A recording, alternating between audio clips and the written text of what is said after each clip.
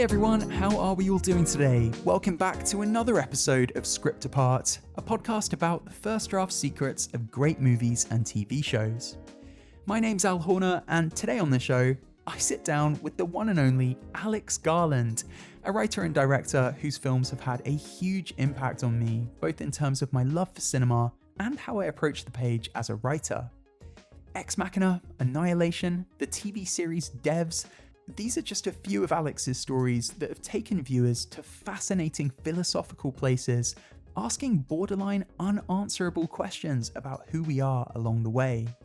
This week, Alex is back with another movie throbbing with unanswerable questions, the incredible Civil War. It's his most explosive film yet, and a movie tethered to our current reality in this incredibly confrontational way. You might have noticed over the last, 8 or 9 years that we have entered an intensely politically fractious time across the globe.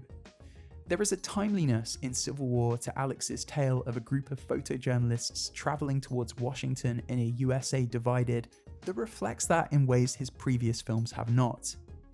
And yet, this movie is no act of sensationalism chucked like a grenade into an election year already rife with division. Instead, as you'll discover in the spoiler conversation you're about to hear, it's a story about the noise of opinion and the need for neutrality and impartiality amidst that noise. The result is a war movie kind of unlike any other war movie I've ever seen, with a purposeful sense of detachment that mirrors its characters' profession, and also how worn down they are by the violence of it all. A violence so numbing, it hardly seems to matter anymore how all this conflict got started. Kirsten, Dunst and the rest of the ensemble cast are fantastic, and there's a rhythm to the movie's action that's really interesting. It's completely gripping, which is what we've come to expect from Alex, who had plenty to say about the film, its roots in our current reality, and how he pens the instantly unforgettable imagery of his movies, from the dance sequence of Ex Machina to the shrieking bear of Annihilation, all the way to the emptied urban spaces of 28 Days Later. Thanks so much to Alex for being a fantastic guest, and thank you as ever to our Patreon supporters without whom this show would not be possible. If you like what we do on Script Apart and you want to see the show continue to grow, you can join our Patreon community today for the price of a single cup of coffee, and in return get all sorts of fun perks, including ad-free episodes, early access to episodes, and the chance to ask your questions to upcoming guests. That address one more time, in case you'd like to get involved, is patreon.com/scriptapart. Okay, with that all out the way, let's jump in. This is the wonderful Alex Garland discussing the first draft secrets of Civil War. Thanks everyone for tuning in. You're listening to Script Apart, hosted by me, Al Horner, produced by Camille Demek, with production assistance by Pav Patak.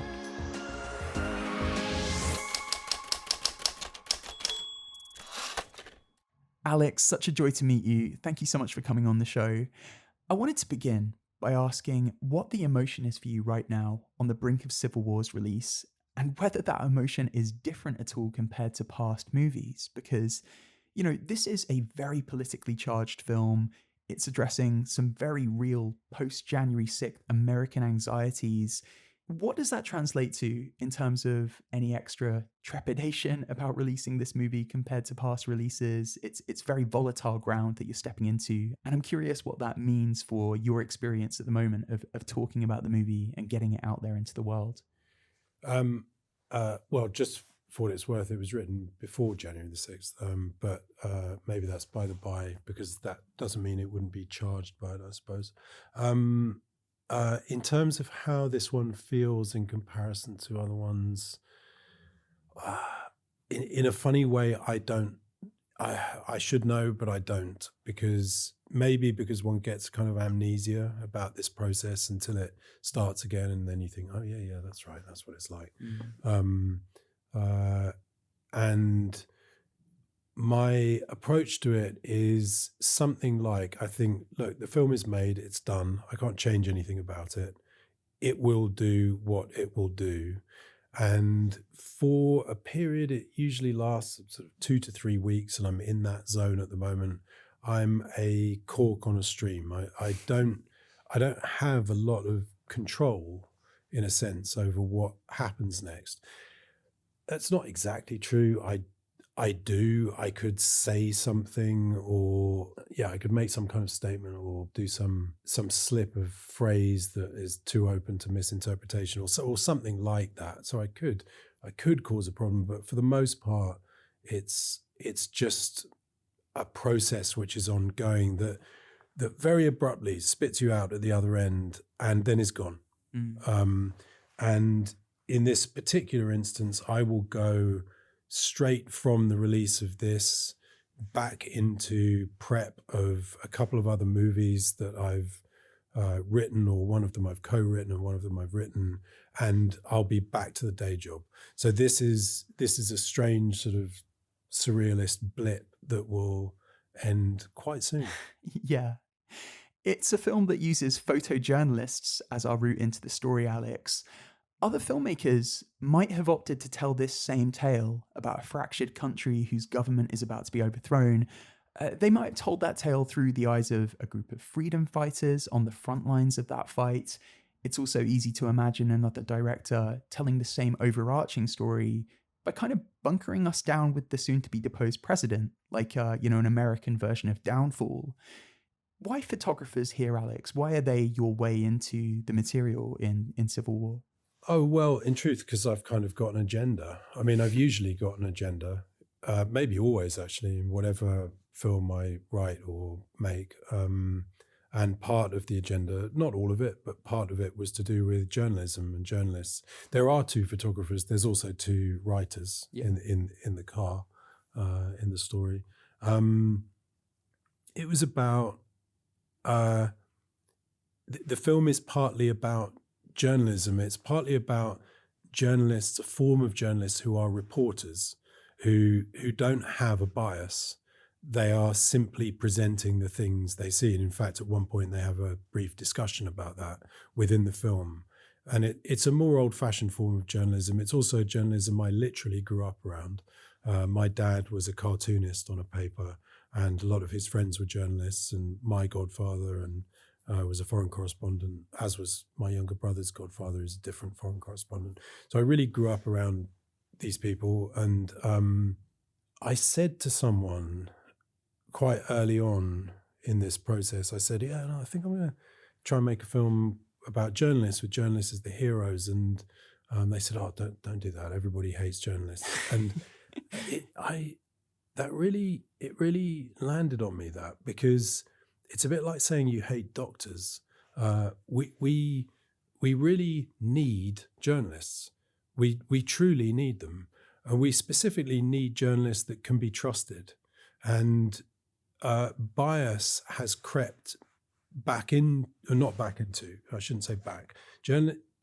Bias has crept into journalism in a particular kind of way. And that means that not all journalists by any means, but within a lot of the really big institutions that use journalism or trade in journalism, they're extremely biased. And in a way, that means they preach to a choir. And if you're not in that choir, you don't trust that institution or organization. And conversely, the people in the choir that they do trust what they're being told, do not trust the other ones. So you get a generalized spread of distrust of journalism, and the unbiased reporting has a smaller and smaller voice and a quieter and quieter voice. So I wanted to put reporters at the center of it and to make them heroes.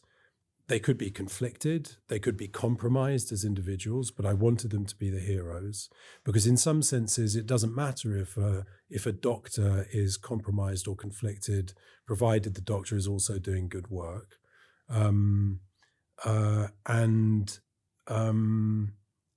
That was part of the agenda of the film. So sorry, very long answer, but that's what lay behind it. Yeah. Yeah. And then, by the way, the film is attempting to do the same thing as those journalists. So the film is in effect acting like a piece of reportage. It's on a fictional environment with real world parallels, but it is being like an unbiased reporter in the moment. Yeah. Well, your appreciation of journalism as something requisite for a functioning democracy and your kind of admiration, I suppose, for the profession, that makes a lot of sense to me, knowing what I know about a period in your late teens, Alex. So when you were backpacking around the world on this trip that would eventually inspire The Beach, you managed to blag a press card and attend protests in Manila and Hong Kong. And I thought about that when I was watching this movie, and when in particular I was watching the scene in the movie very early on, where the audience is kind of embedded in the front line of journalists witnessing a protest, maybe kind of like the one you experienced. Were those experiences an influence at all? I'd steer it back towards the journalists I grew up with and around. And also that me personally, I read much more non-fiction than fiction. There's something about reporting that I find really interesting, really engaging, and just leads me to it. And I think that often the people I respect the most, and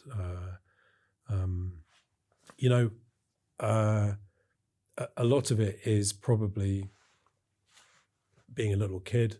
I could see how much my dad loved these people and cared about them, and then so I admired them and cared about them too and looked up to them. I'm sure that's in there somewhere. Yeah. It's there are elements of lived experience in there, I guess, but really it's about thinking about journalists, what they do and how much we need it, and seeing that something very, very strange is happening at the moment, in, not surprisingly, in direct proportion to the way what gets called these days the mainstream media is increasingly distrusted. Very strange fringe theories and concepts suddenly get immense amounts of traction. Yeah. And how instantly problematic, how instantly dangerous that is, because as we all know, all countries that are aspiring to fairness require journalism, require a free press, and you lose them either by negligence or by malign intent. You lose them at your own cost. One of the pivotal relationships in the film, Alex, is, of course, between Lee, who's an established photographer, and Jesse, who's young and has aspirations of following in Lee's footsteps.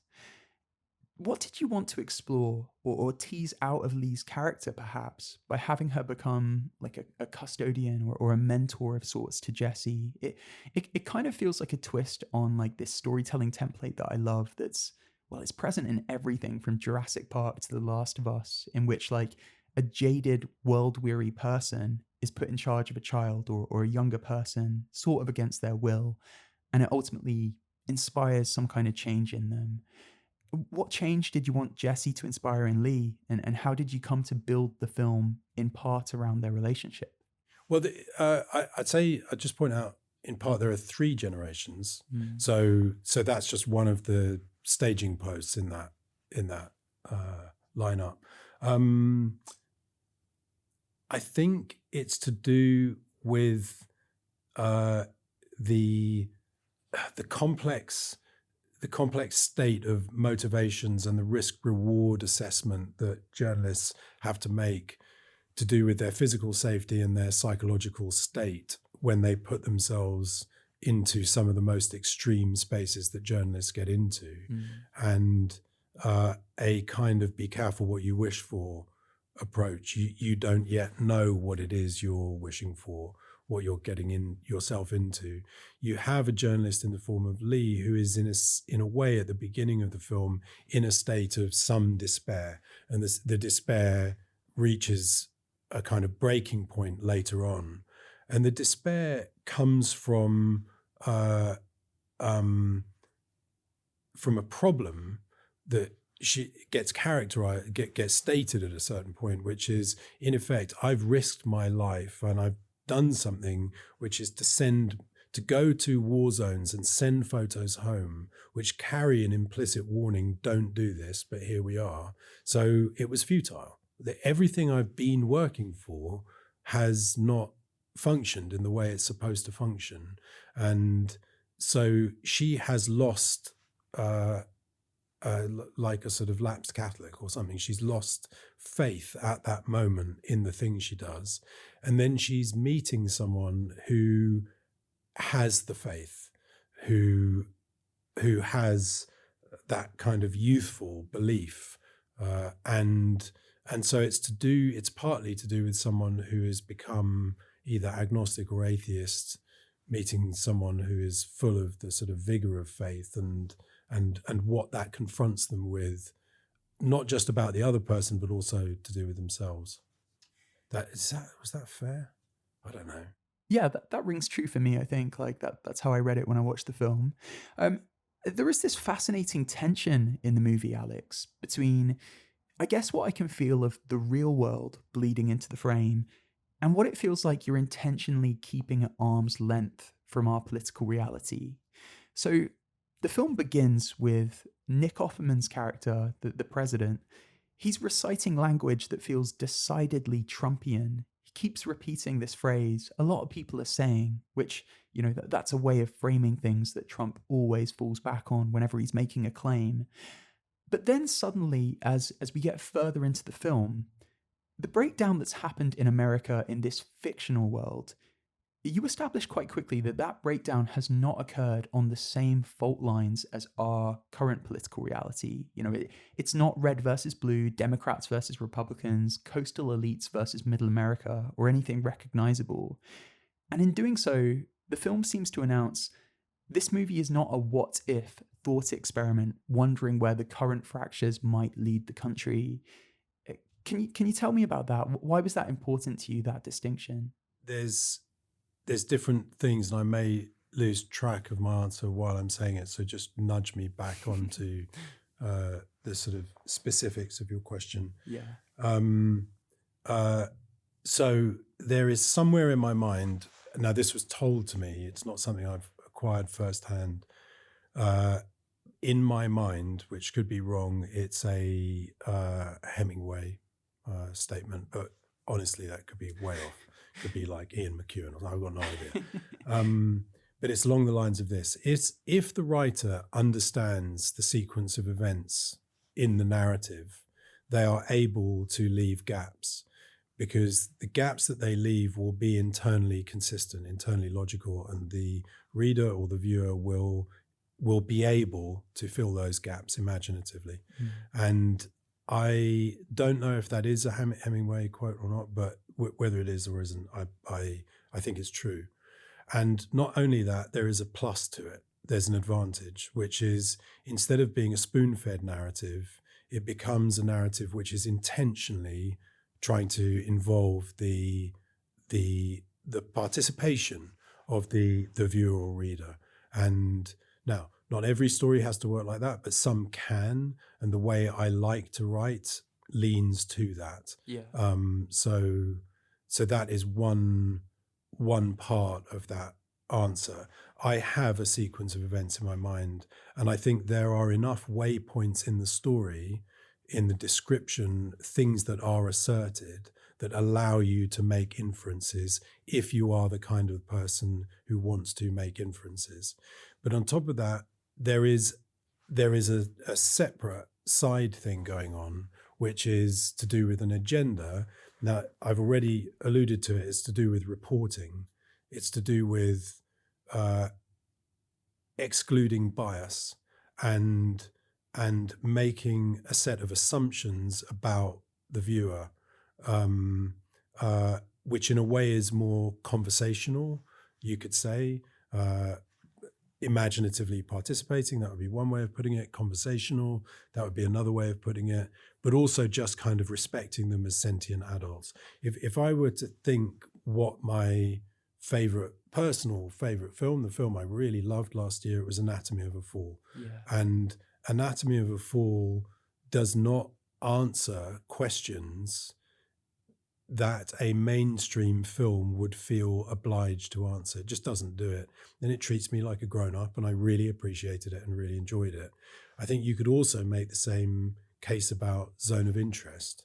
Zone of Interest simply assumes that you have certain kinds of information available to you. That's it. And we do. We do have that information available to us. I would say I admire both those films very much, so I'm not trying to stand alongside them. I'm talking more about a zone within the broad church of filmmaking that I loosely sit in. I think I can say with some confidence that, number one, clear political points and waypoints exist within the film. I could list them perfectly easily. I think I could also say that in terms of the reasons or the logic behind it, if I asked a viewer to speculate on those reasons, they would be able to.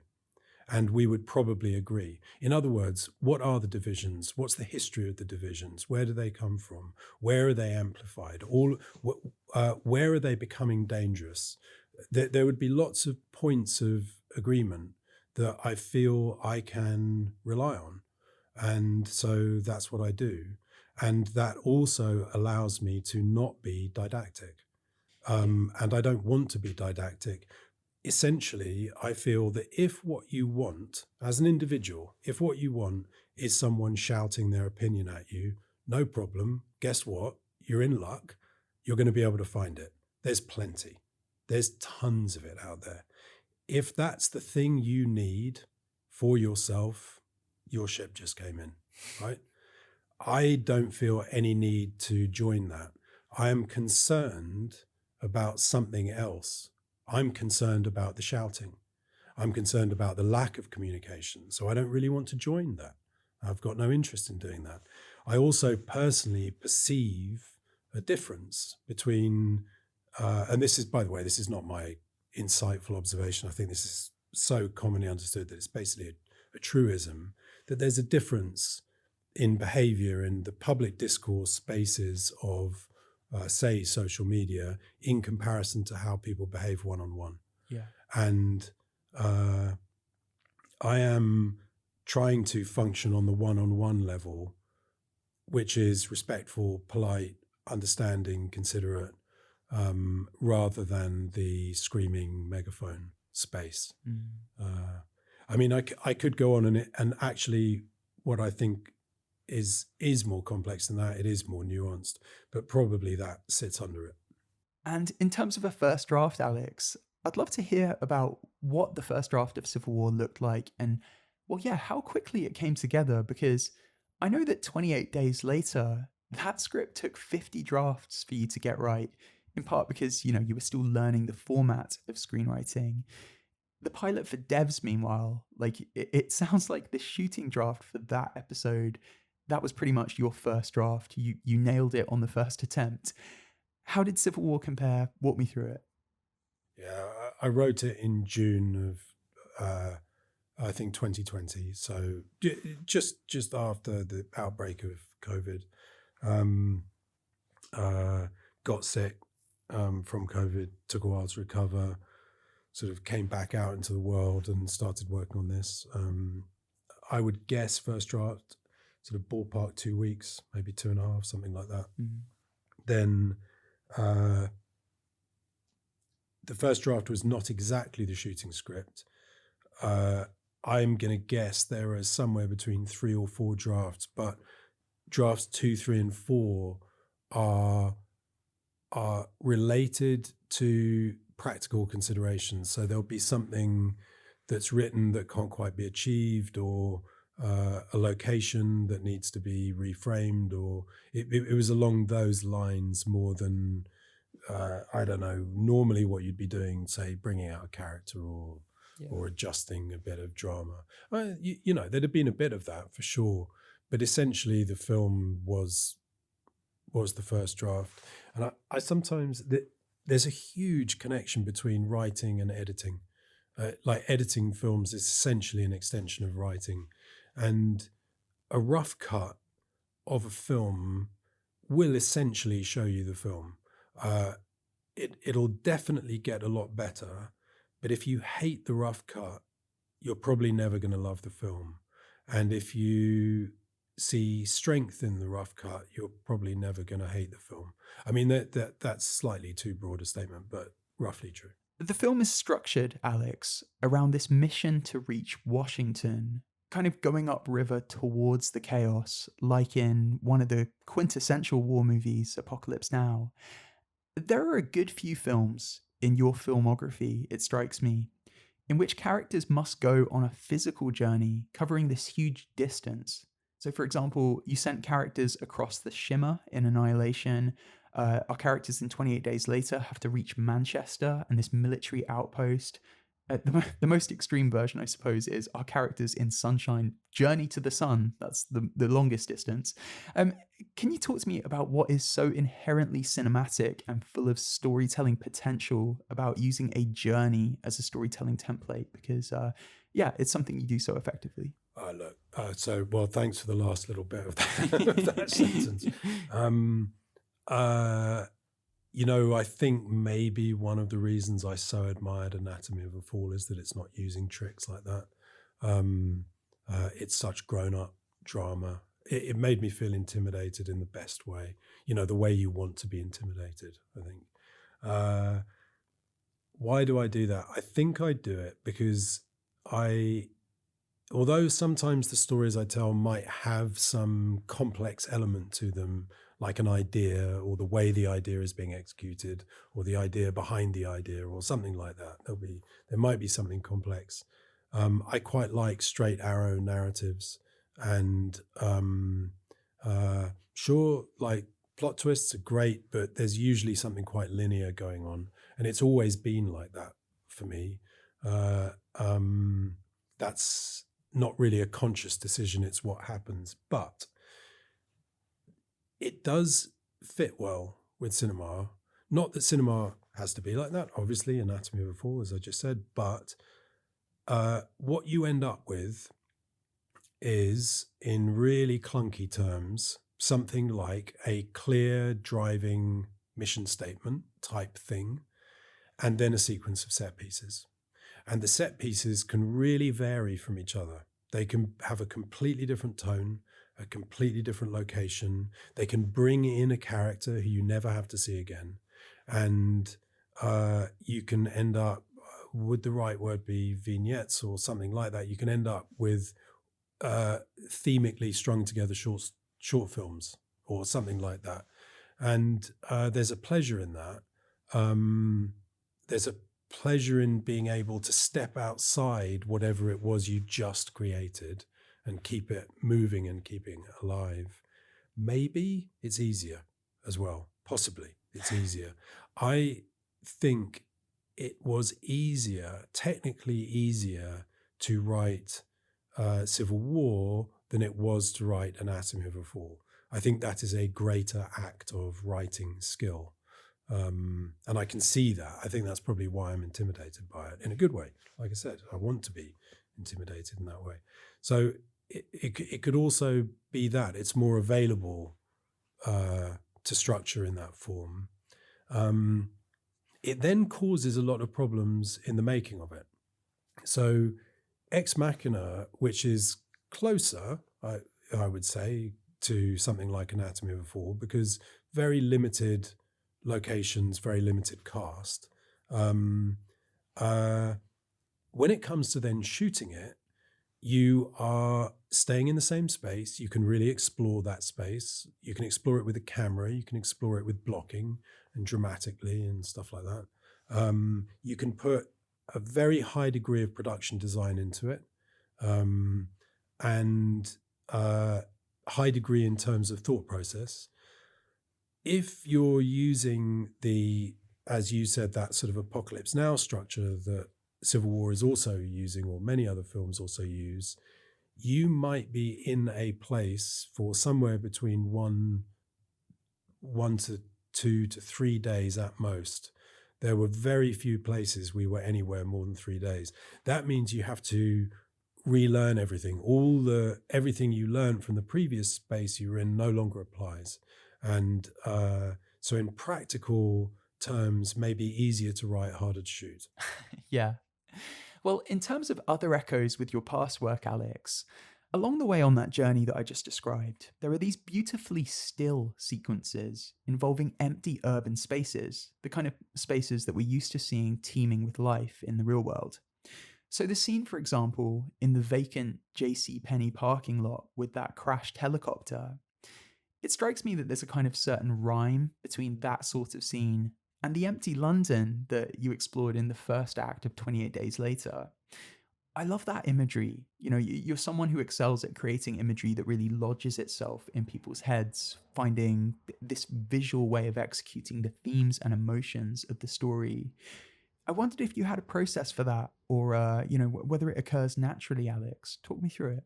So number one, I think there is a conscious thought process involved in writing sometimes, and there's also something very, very unconscious. And for me, I've started to realize over the years, I have realized it's got more to do with compulsion than it does to do with decision making. I think there's very little decision making sometimes. So you get preoccupied by something, but did you decide to get preoccupied? No, you just became preoccupied. Even more acutely than that, I, as a writer, I think many people as writers will say something similar to this. I will literally, and I mean, I'm not using this in a sort of like a metaphor, I will be doing the washing up, and suddenly an entire solution to a problem or an entire storyline will occur to me in a complete form. And I've not been aware that I've been thinking about it. It's just there. And so the I part of me, how much am I, the decision-making part of me, involved in that?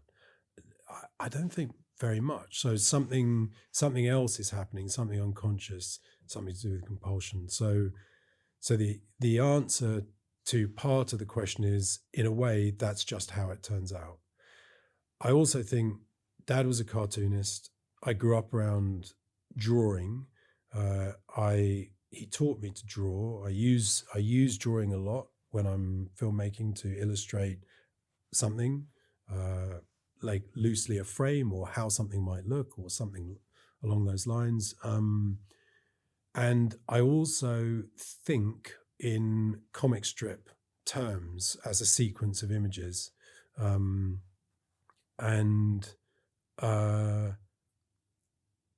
Certainly while I'm writing, I am getting a clear, very, very clear visual sense of the thing as I'm writing.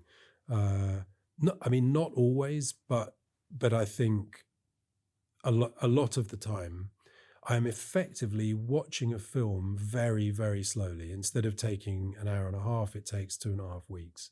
But I can really see it. And I guess I could, it might be a bit of a rationalization. I might be able to associate that with my dad and with learning to draw and drawing and just, visuals. But it, bit of a guess. Mm. Well, we should talk about the ending of Civil War, Alex. It's an ending very much in keeping with the rest of your films, which seem to often end on an ellipsis rather than a full stop. So, with the exception of Sunshine, which does have a very definite, we saved the day conclusion, your movies, like Ex Machina especially, they tend to favor endings that have this kind of scintillating ambiguity about them. In Civil War, we witness this thrilling siege on the White House. We have Lee sacrifice herself for Jesse. So we've kind of wrapped up the story from a character sense. But in terms of what happens to the broader world of this film, the movie ends on the site of the president's execution through Jesse's lens. There's then nothing concrete that the film offers about what happens next. Who steps into power? What new equilibrium is achieved through everything we've just witnessed? Can you talk me through your motivations for how this ending came to be, Alex, and what you wanted it to express? I usually start stories with the ending.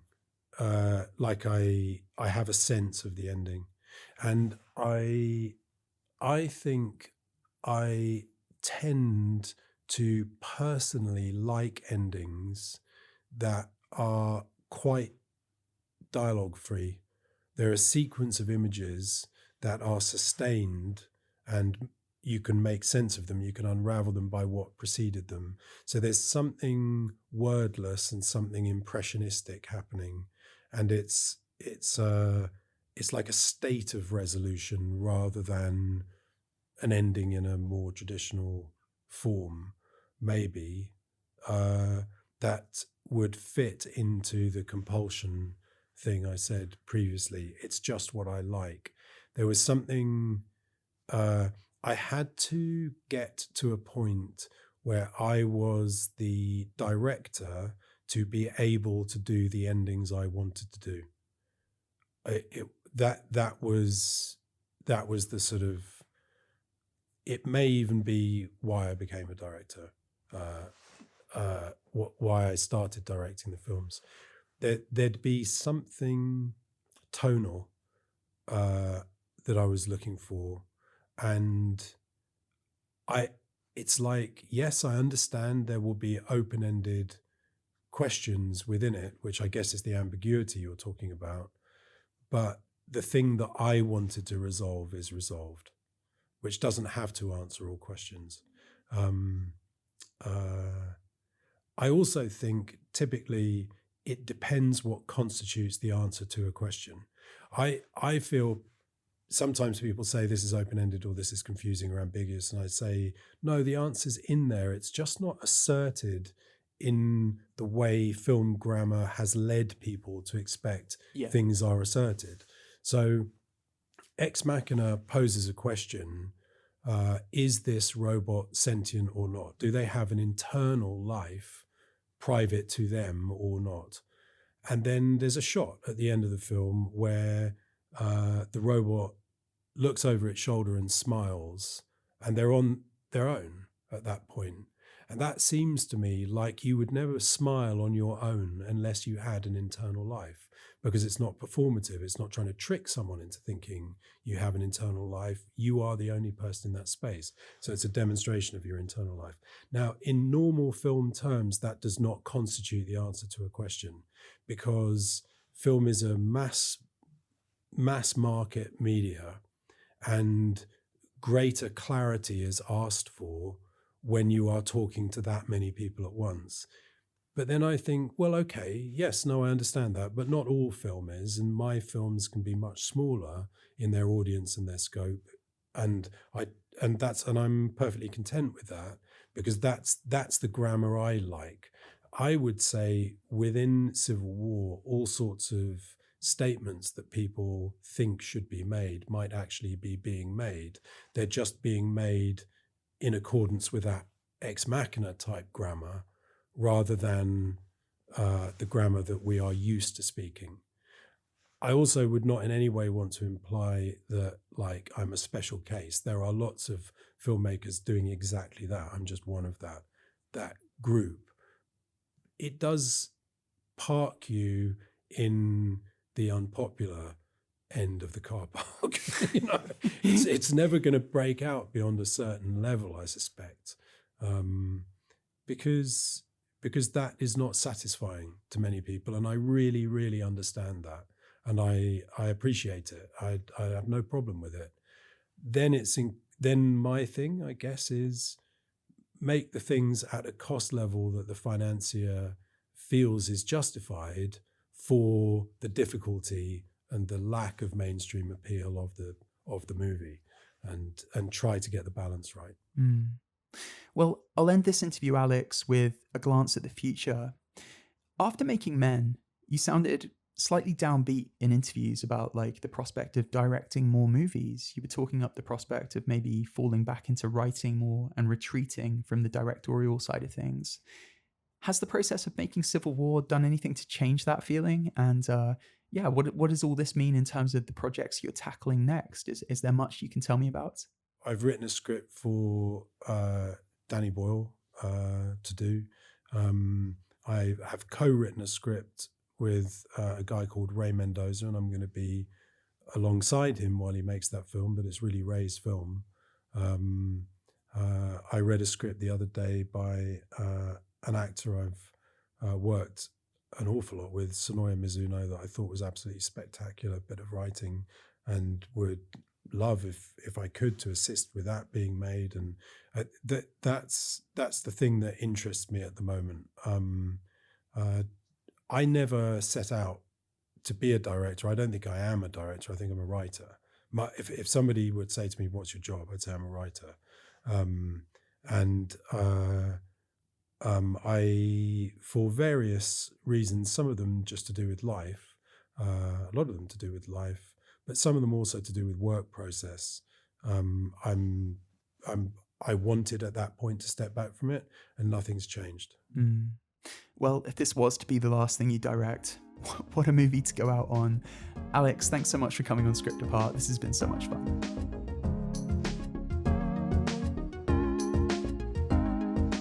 You've been listening to Script Apart. Thank you so much for tuning in. A reminder that if you want to help the show continue to grow, you can join us on Patreon by visiting patreon.com/scriptapart or clicking the link in today's show notes. Thanks again for joining us. We'll see you next time.